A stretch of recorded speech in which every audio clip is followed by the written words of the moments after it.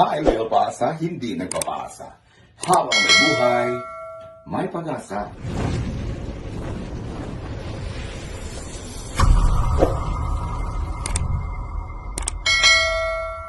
Good morning, everyone.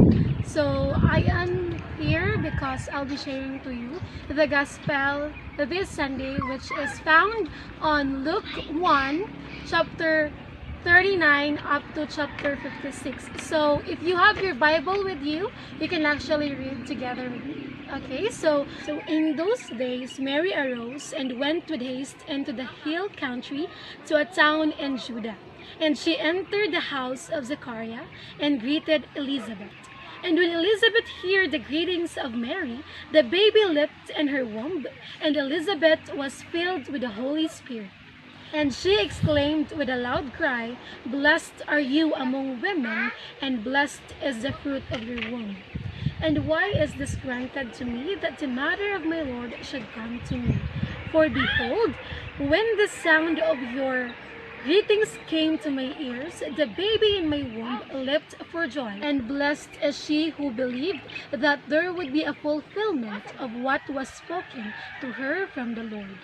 And Mary said, My soul magnifies the Lord, and my spirit rejoices in God my Savior, for he has looked on the humble estate of his servant. For behold, from now on all generations will call me blessed. For he who is mighty has done great things for me, and holy is his name, and his mercy is for those who fear him from generation to generation. He has shown strength with his arm. He has scattered the proud in the thoughts of their hearts.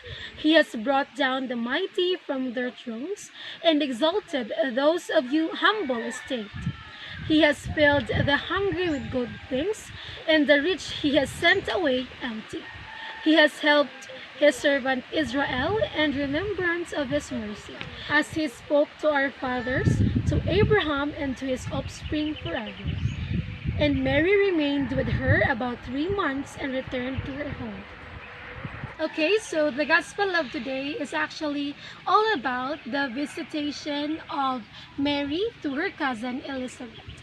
It is really a great history simply because of the fact that Mary, who could have been killed if her virginity has called into questions, and visits Elizabeth, who has been forced to live like a pariah because she has been unable to bear a child. So in this beautiful gospel of these visitations to her cousin Elizabeth, one thing seems to be very much clear, that Mary, in spite of her own pregnancy, traveled miles away from home just to spend time with her cousin who is also pregnant. In other words, the beautiful virtue of our Blessed Mother come to all of us, in which being able to put the needs of others before ourselves,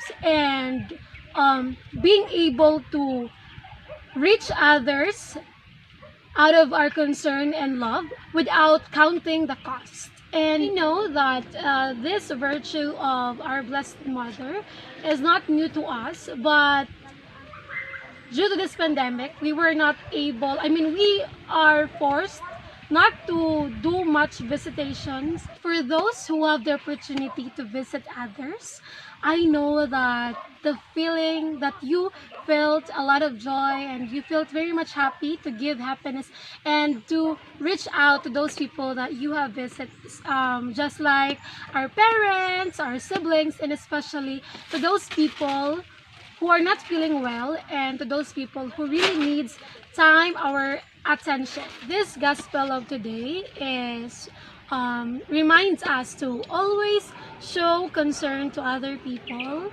always put the needs of other people, always reach them out, especially to this time of pandemic, because I know for a fact that a lot of people are feeling down, and a lot of people are are hopeless because of the fact that they cannot do whatever they wanted to do because of this pandemic. And some of the people, most of the people who are working, and they were forced to stop their work muna because of the pandemic, and especially to those people who are the breadwinner of the family. So one thing is for sure is that everything happens for a reason.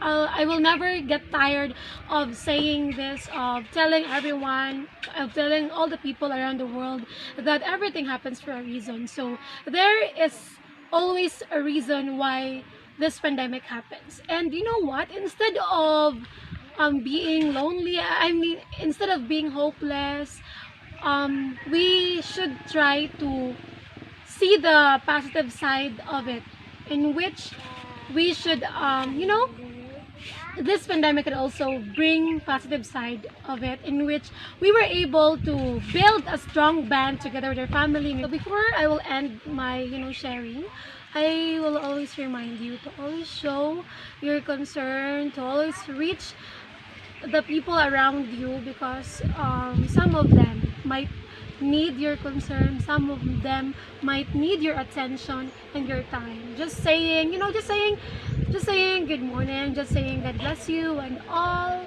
just telling them that life is beautiful. It would, at least it would surely had an impact to, to change their life and to change their negative views in life into positive one. So that's it.